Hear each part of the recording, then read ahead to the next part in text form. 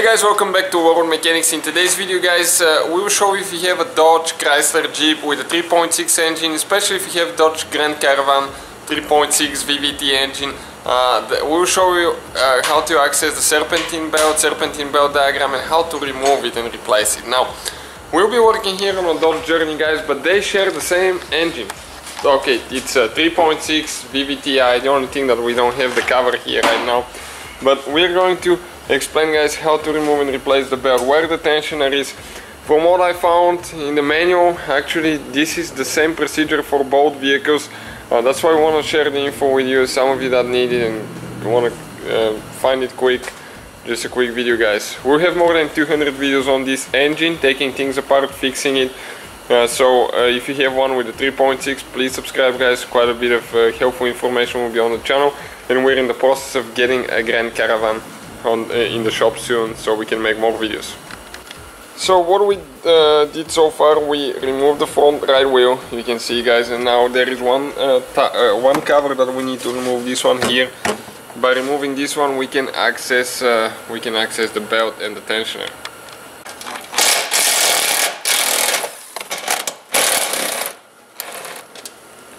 So just 10mm. Okay, like that. And you can see this is the cover out of the way now. We're on the top of the engine guys, and we do not have the thermostat installed here on purpose, so we can get the camera in and show you a little bit better where the belt is and where the tensioner is as well. So now let me show you now where exactly the tensioner is. So the tensioner guys, okay, this is your belt crankshaft pulley here.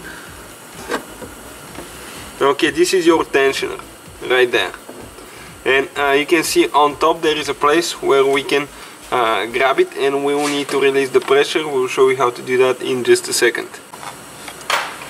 Okay, this is the spot where we're going to use a ratchet, okay, so we can move the tensioner and release the belt. So you can use a small or a bigger one, depending which one it fits. We'll try to see if the long one fits there that way.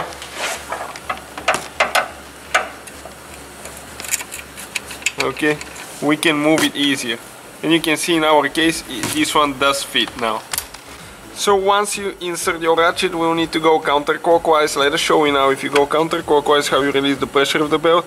Okay, you just keep going counterclockwise and we'll pull the belt out. So while one person is releasing the belt from the top, okay, I'm going to go ahead and remove it from the alternator. Never ever, okay, put your fingers under the belt.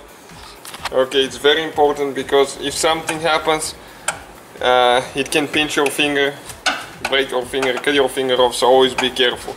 So we got it loose now, and all we have to do, we have to remove it from the pulleys, okay, and we'll show you guys how to install it in just a minute, and the diagram as well.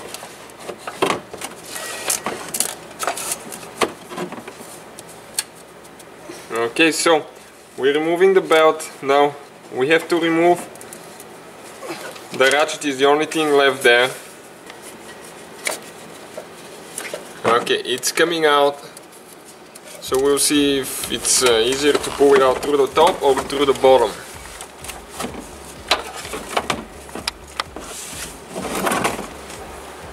And this is the belt right there.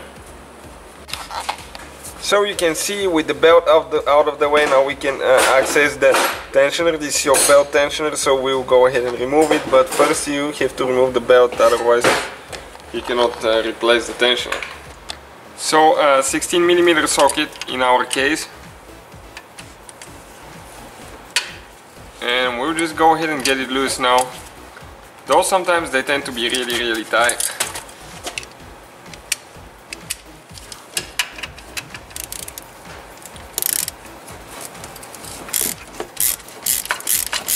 Now you can find where we buy our parts and tools in the description of the video below for your convenience guys, so please check it out.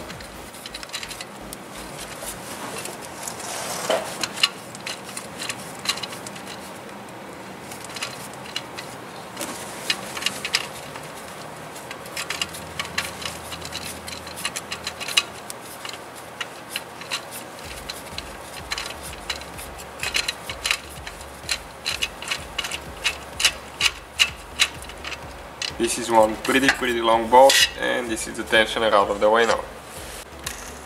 So this is it, guys, this is the tensioner, okay, right here, and we're going to go ahead and replace it with a new one. You can check out where we get ours in the description of the video below. We'll have the link.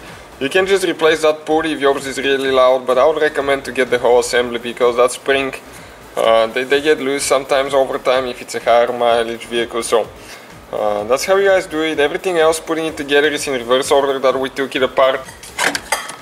Okay, so let me show you now. I'm trying to balance here a few things. What do we need to do now?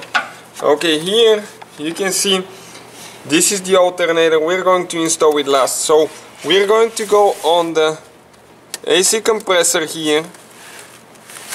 Okay, we're going to go on the compressor. From the compressor we'll go to the water pump. From the water pump down to the crankshaft pulley.